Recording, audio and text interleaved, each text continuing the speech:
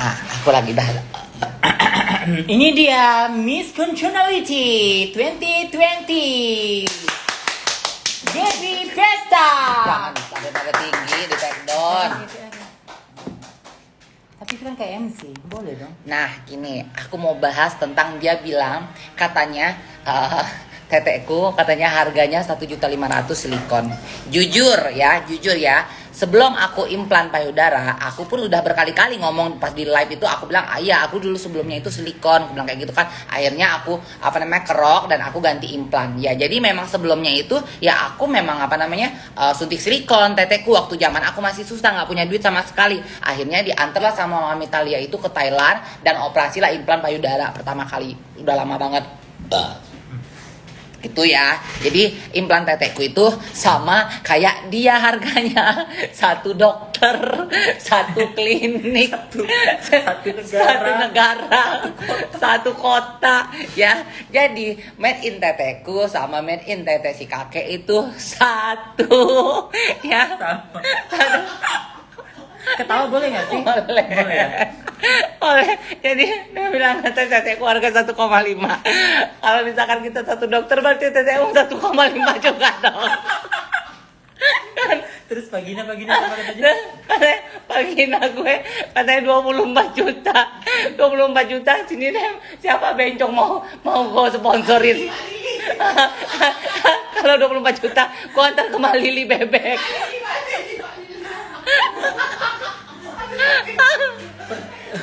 Pertanyaannya kenapa ya kalau barang orang semua murah? Diam. Operasi 24 juta itu Mekinya Matalia. Mekinya malah lebih murah daripada 24 juta. 4 juta doang. Ada aksesorisnya loh, Beb. Aduh ya Allah. Ya Allah.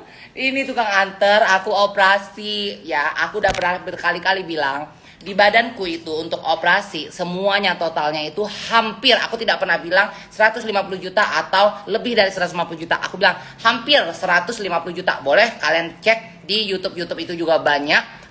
Aku ngomong speak up, aku habis hampir 150 juta kalau ditotalkan sama tiket pesawat, sama transport, makan, sama akomodasi. hotel. Ya itu aku pakai bahasa Indonesia. Takutnya Kan dia nggak ngerti bahasa Inggris. Coba dikit-dikit pakai bahasa Inggris. Oke. Next. Walaupun kita nggak bisa bahasa Inggris juga. Iya. Aku bisa loh. Aku dikit sih. Nah, daripada dulu aku nggak bisa bahasa Inggris, kau yang ngajarin. Oke. Ya, yes. Udahlah mau bilang nanti aku deh katain lagi sok linggis kan. Jadi akhirnya dia tukang nganterin. Jadi itu semuanya itu ditotalin kalau sama hotel, makan, transportasi, sama uang belanja aku di sana, uang yang lain-lainnya semuanya jajanku semua karena Mami Talia ini tahu aku nih kuat jajan, ya. Aku setiap hari itu mau aku pengen ini, mau aku pengen duren, mau aku pengen buah. Dia tahu banget dan dia nurutin semua yang aku mau gitu loh. Jadi itu kalau misalkan dihitung ditotalin hampir 150 juta. Aku tidak pernah bilang harga operasian nenenku sama kuntulku itu 150 juta, tapi aku bilang hampir 150 juta itu kalau ditotalin semuanya. Ya, karena waktu operasi kuntul aku prepare di 80 juta kan. 80 juta. Kalau ini aku prepare di 50 juta kan. Iya. Akhirnya kita sampai sana aku ngelonte lagi kan. Iya. Nah, dia saksi hidup. Aku udah cerita semua. Kalau di live aku sering cerita. Jadi sampai di Thailand pun itu pun aku masih dalam keadaan Masih dijahit. masih jahit. Aku Shopping. aku shopping. Makanya kita berantem. Iya, aku shopping. Nah, Mami Talia tuh marah, dia nggak suka, maksudnya istirahat gitu loh. Aku maksain, aku stres, aku bilang aku di kamar stres, aku pengen belanja, pengen shopping. Jangan nanti duitmu habis. Akhirnya karena dia nggak mau duitku habis, malam-malam aku pergilah kabur aku pergi ngeluntang, ya. Aku pergi ngeluntang, tapi aku udah ngomong sama tamunya, aku bilang aku habis operasi tete ya, aku bilang kayak gitu. Jadi jangan bejek-bejek tete aku, jangan pegang-pegang. Jadi aku ngewong itu tetekku ku giniin karena aku masih sakit kan, aku ngewong begini karena saking aku pengennya belanja gitu loh, biar karena Mami Talia nggak mau ngasih duitku gitu karena dia kan tahu aku boros kan, kalau udah aku pegang duit itu pasti habis gitu. Akhirnya ya udah tuh itu bahas itu ya. Nah terus dia bilang bahas yang aku nggak suka sama Milen. Demi Allah, demi Rasulullah, nggak dapat rezeki seumur hidup, mati aku dalam kecelakaan apapun kalau aku bohong ya. dia itu buka pintunya deh, berisik itu jadinya. Tutup kan dia benar. Itu kedengaran bunyi motor kebuka. Tutup memang kedengaran. Oh. Itu motornya emang begitu bisikannya. Binatang memang motor itu tuh. Iya, sama kayak bacotnya si kakek itu, sama binatang itu. Heboh kali bacotnya dia itu. Iya. Tarik nafas sih, Miss Queen Indonesia, please. Ya. Oke, tenang, Oke, tenang. silent. Jadi dia bilang katanya, nih ya, dia Neng, kita jebak yuk katanya si Milen yuk. Gue bilang, ih nggak boleh loh Mi, gue bilang kayak gitu. Dia nggak jahat, gue bilang kayak gitu kan. Dia nggak jahat. Lalu, lu suka ya sama dia? Bukan masalah suka atau enggak, gue bilang kayak gitu kan.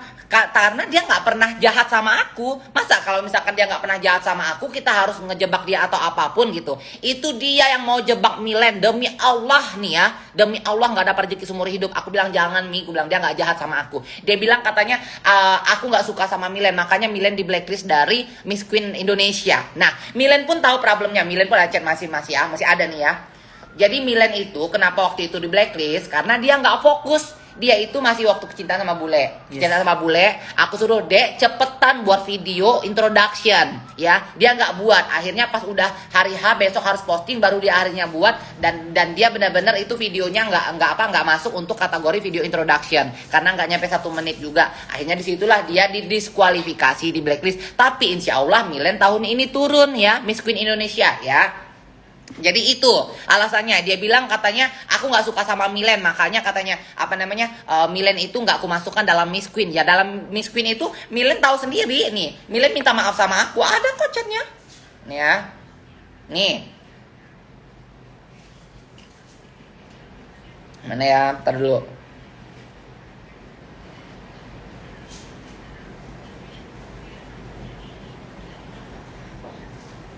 Nih. Kakak, sorry ya, aku bukannya nggak mau berpartisipasi, tapi aku udah gugur. I hope kakak mengerti, aku udah berusaha buat photoshoot dan lain-lain, tapi aku kesel banget sama fotografer yang kemarin udah buat video 2 menit sekalian di Bali itu. Jadi aku minta maaf kalau nggak bisa ikut dan nggak siap. Semoga sukses acaranya, jangan marah sama adeknya ya kak. Terus aku bilang, kamu bener-bener buat kakak kecewa loh dek, aku bilang kayak gitu. Nah, udah tuh kita bahas, udah setelah itu kita pembahasan job.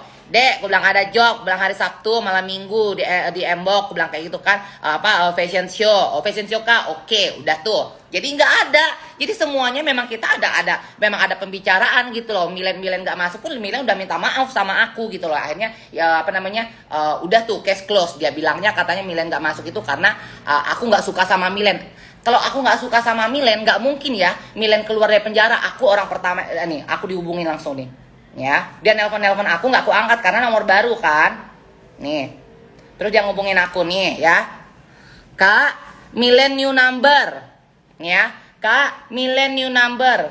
Nah, maaf ya, dia sampai dia di dalam aja dia nyampein sama beberapa teman, dia nggak enak sama aku, dia minta maaf sama aku ya. Jadi itu si kakek itu yang mau ngejebak Milen itu sampai masuk penjara. Itu udah dibahas. Kalau LL demi Allah demi Rasulullah nih ya, saksi hidupnya ada Stasia. Itu yang ngejebak dia itu adalah si kakek cabul ya. Sabar dulu. Ngomong ke aku kok. Tunggu dulu, sabar. Sabar ya. Jangan sampai emosi. Sabar. Jadi ya, itu kan LL kan memang pada waktu itu kan di Bali ya, di Bali. Nah, katanya LL di Bali nih. Terus dia bilang, Neng, buruan lo katanya balik ke Jakarta. Dia bilang kayak itu, balik ke Jakarta. Dia bilang kayak gitu kan. Gua bakal ngasih kejutan sama lo. Apaan dulu? Dia bilang kayak gitu kan. Langsung, udah lu balik aja. Akhirnya aku balik lah itu. Pesawat nyampe aku pokoknya Jakarta di apartemennya itu malam. Aku nyampe malam. Lu lihat ya katanya malam ini LL itu pasti ketangkap. Dia bilang kayak itu langsung. Kok lu bisa tahu? Nih ya katanya. Udah tuh. Ternyata dia telepon-teleponan sama Polelanya. Dia telepon-telepon sama Polelanya. Polelanya dikasih duit 15 juta kalau nggak salah. Terus dikasih duit itu 1,5 juta untuk beli narkoboy. Beli narkoboy itu Ineke 2 butir ya, 2 butir. Dia ngasih kasih tahu sama polelanya. Pokoknya LL itu suka nyimpan ini di sini, di sini. Nanti lu periksa aja bagian lemarinya, bagian lacinya di sini nih. Dia yang ngasih kode. Kenapa dia bisa tahu alamat LL? Nah, dia ngubungin adminnya LL, terus dia pura-pura mau endorse. Akhirnya dia transfer tuh uang endorse itu dengan cara kayak begitu dia bisa dapetin alamat lengkap LL untuk ngirim paket, alasan dia kan untuk direview. Dari situlah akhirnya polelanya itu nge-tracking ya. Polelanya itu nge-tracking GPS ya. GPS LL dari Bali semua. Nah, dia udah di airport. Buruan katanya. Nah, dia udah sampai di apartemen. Jadi di tracking ya. LL dari Bali sampai ke airport, sampai ke Jakarta, sampai ke apartemennya semua di tracking. Kenapa? Makanya itu pas LL udah di apartemennya, berapa jam kemudian tiba-tiba Polela datang. Polela datang padahal LL itu udah lama banget tidak pernah pakai namanya itu Ineke. Dan tiba-tiba ada dalam tong sampah LL itu Ineke. Nah, itu dari siapa coba? Itulah dari dia, dari si kakek cabul itu yang beli Ineke itu, dan disuruhnya lah Polela itu yang dibeyongnya itu 15 juta itu masukin ke dalam tempat sampah itu. Dia bekerja sama si kumis lele yang dulu bermasalah juga sama gue. Nah, itu ya, kita bahas LL. Terus untuk bahas Nikita itu iya dia ngebayar nyuap saksi itu untuk bersaksi kalau dalang dari pemukulan dia itu adalah Nikita. Saksi itu dibayar 30 juta. Tapi enggak, dari aku dia minta sumbangan 5 juta loh nih. Hah? Dari aku 5 juta loh. Dari yang lain kan? Ya. Jadi dia minta sumbangan. Termasuk sama aku. Dia nelpon aku malam-malam minta sumbangan. Terus aku bilang, "Mi, aku lagi nggak ada duit banyak karena aku lagi banyak kebutuhan." Aku bilang kayak gitu kan. Udah berapa aja deh. Dia bilang kayak gitu. Ya udah aku transfer 5 juta ya. Aku bilang kayak gitu kan. Udah gitu aku nanya tuh, "Ini dia buat apa sih?" Aku bilang kayak gitu, "Buat nyuap apa?" Nyuap, ternyata dia mau nyuap saksi itu supaya membuat kesaksian kalau dalang dari pemukulan itu adalah Nikita Mirzani. Jadi dia pengen banget menjarahi Nikita Mirzani ya. Tahan, ntar dulu. Kontrol, takut supaya live-nya nggak di take down. Supaya live-nya bisa di save kan. Jadi dialah dalang, padahal dia dalang dari segala dalang itu. Jadi dia ditonjok, memang beneran ditonjok, tapi ditonjok itu belum nggak tahu itu suruhan Nikita Mirzani atau bukan gitu kan. Karena apa? Mulut dia kan suka lantam. Dia kalau ngeliat orang kan gini. Jadi pada waktu itu ada orang Asimbon lewat, dia ketawa ya nih, dia ketawa-tawa. Jadi orang Asimbon itu lewat, dia ketawa-tawa, kayak nawain gitu loh, nawain. Sekarang kalau misalkan pas nawain kayak gitu, siapa nggak tersinggung sih kan? Tahu sendiri kan, kalau misalkan kayak orang Asimbon gitu kan ya, kalau misalkan berantem ya berantem gitu kan, bunuh-bunuhan gitu kan, ya udah tuh. Jadi jangan berisik. Jadi orang Asimbon itu lewat, diketawain sama dia. Akhirnya orang Asimbon itu balik lagi lah, puter balik, langsung nonjok dia. Nah, nonjok dia sampai berdarah-darah. Itulah kesempatan dia, sampai dia nelpon aku, demi Allah nih ya, demi Allah, demi Rasulullah, nggak dapat rezeki lagi nih, aku bersumpah lagi nih ya. Dia bilang, "Neng, berisik, Neng," dia bilang kayak gitu. "Lu tunggu aja ya," katanya, "Nikita Mirzani katanya pasti akan dipenjara," dibilang kayak gitu. Lah, dipenjara gimana? Aku bilang kayak gitu. Langsung, "Lu tenang aja," katanya, "lu lihat aja ya," katanya, "dia pasti dipenjara," bilang kayak gitu. Aku udah Mi, gue nggak mau ikut campur, gue bilang kayak gitu kan, karena memang posisi kan aku udah nggak mau ikut campur hal-hal dia. Dia ngetek aku mention aku soal Nikita Mirzani, aku nggak mau ini gitu loh, nggak mau repost atau apapun, karena memang aku pikir aku udah di Bali, aku udah tenang dan aku udah tahu sifat busuknya dia gitu kan. Udah tuh, akhirnya dia ternyata nggak tahu ada apalah semua ini. Akhirnya terbongkarlah dia nyuap saksi itu untuk mengatakan, untuk bersaksi kalau Nikita Mirzani adalah dalang dari pemukulan itu. Nah, itu untuk Nikita Mirzani. Kalau masalah sama gue, mungkin udah pada tahu itu masalahnya tanah ya, awalnya masalah tanah. Jadi dia nawarin tanah di puncak, satu kaplingnya itu 35 juta.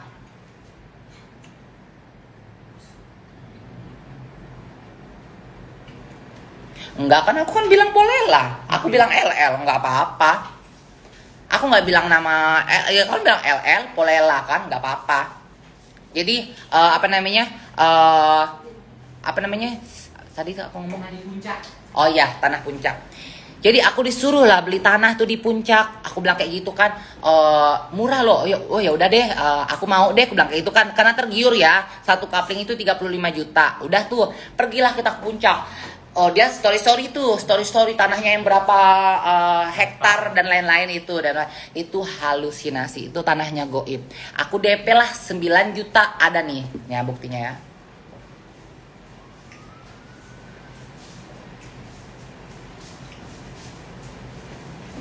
Ya 4 juta 5 juta ya buktinya 4 juta dan 5 juta, berarti 9 juta DP ku masuk.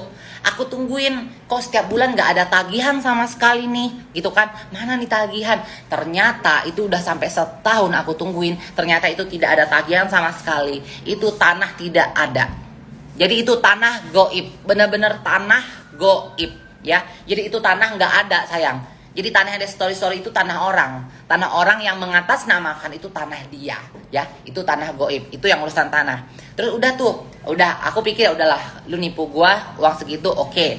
Aku masih bisa ikhlasin, ya aku masih bisa ikhlasin. Tiba-tiba dia nipu aku lagi. Neng buat PT dong, lu kan mau bikin perusahaan, lu mau ngeluarin brand, jangan kasak kusuk, jangan berisik di kamar aja sana. Jangan lu kan mau bikin brand, dia bilang kayak gitu kan, lu harus lu harus punya PT, dia bilang kayak punya biar lu ada company untuk ngejamin brand lu itu. Udah tuh, akhirnya aku disuruh bikin PT, berapa Mi? Dia bilang kayak gitu kan, 50 juta katanya, 50 juta. Ternyata itu harga PT cuma 8 juta. Jadi dia ngambil untung itu 42 juta yang katanya aku itu adalah anaknya, anak kesayangannya yang gak bakal pernah berantem. Aku ini adalah katanya buntat emasnya, berliannya bagi dia ya. Karena kan memang aku yang membuat dia terkenal kan. Tanpa Gaby Vesta dia gak akan dikenal sama orang gitu kan. Itu jadi aku ditipu. Dari situ aku mikir oke, udah cukup gitu kan, enough nih. Aku udah nggak mau lagi kenal dia, aku nggak mau lagi berteman sama dia, udah cukup sampai di situ. Tiba-tiba aku dengar lagi omongan ya, omongan dari dia ngomong, Kak, masa katanya si kakek bilang kakak bentak-bentak si ayah depan ayahnya langsung, pas ada ayahnya. Ayah, kakak pernah nggak bentak ayah? Nggak pernah kak, marah aja nggak pernah kata ayah. Ayah tahu kakak tegas sama ayah untuk ngedidik ayah, tapi nggak pernah ngebentak ayah dan nggak pernah marah sama ayah. Jadi dari situ kan berarti dia nggak ada omongan, membuat omongan seolah-olah aku ini jahat yang suka ngebentak karyawanku. Nah kayak sampai kemarin dibilang katanya dia live kan, katanya iya katanya itu dibilang aku tuh katanya ngegaji karyawan 1.500.000, makanya karyawanku kabur itu karena gaji kecil. Karyawanku kabur itu karena maling uang warung. Itu bukan kabur, aku berhentiin. Saksi hidupnya semua karyawanku ada karena aku sidang semuanya ya. Itu aku pecat, aku berhentiin, aku secara terhormat, bukan secara tidak hormat ya, secara terhormat aku bilang maaf ya, aku nggak bisa memperolehkan kamu, ini gaji terakhir kamu, besok kamu nggak usah datang lagi, nggak usah kerja lagi, aku bilang kayak gitu. Nah terus pas yang dia ke Bali, aku bilang sama Mami Talia kan, aku bilang Mak masih ada chatnya kan nih, aku bilang apa Mak, kamu masih ada nggak? Udah hapus. Aku masih ada, aku masih ada, iya, aku nggak mau ketemu, Tapi aku nggak mau ngasih ke toko siapa-siapa. ya.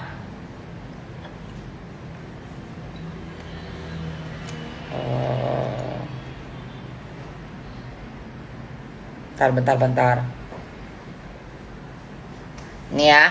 Oh ya udah, bilang ini kami udah mau beli tiket, rencana mau ke Bali. Oh ya udah, tapi nanti di Bali aku nggak bisa nemuin, nggak apa-apa ya Mak. Aku udah males ketemu si kakek. Aku bilang kayak gitu. Lo santai aja lah sama gua Nak, kata Mami Talia kan. Kan gua tahu sifat lo. Iya, nemuin kau kan pasti ada dia. Aku nggak permasalahin kali, dia bilang kayak gitu. Aku udah nggak mau lihat mukanya dia. Jadi aku tuh emang udah dari pas dia ke Bali, mau ke Bali pun aku udah nggak mau lihat mukanya dia gitu. Aku udah nggak mau kenal dia, nggak mau gitu, udah cukup buat aku, udah gitu, enough gitu kan. Aku bilang, aku nggak mau lihat muka dia. Terus kata Mami Talia, kalau gua mau ketemu lo kan bisa antar lo ke Jakarta. Udah, itu kan kita masih ada chatan WA. Iya, gua paham banget, nggak usah kau jelaskan. Aku juga ngerti, dia bilang. Terus gue bilang, iya intinya kalau pas sama dia, aku nggak mau ketemu siapapun tanpa terkecuali, ya. Aku bilang tanpa terkecuali. Jadi problemnya itu udah lama. Cuma aku nggak pernah speak up. Aku berusaha chat orang aku live, orang nanya, kok nggak sama si kakek? Aku selalu nggak jawab kan, karena memang aku udah nggak mau bahas dia. Dia ngechat aku di DM, nggak pernah aku baca. Dia ngechat aku di WA, nggak pernah aku balas. Dia ngetek aku, nggak pernah aku repost. Karena memang aku udah buatku udah cukup. Aku nggak mau lagi berteman sama dia gitu loh. Itu pembahasannya. Untuk yang itu. Kau mau bahas apa lagi? Ada mau kau bahas lagi? Banyak ya udah, kau bahas tapi kontrol ya. Oke. Ini Nanti.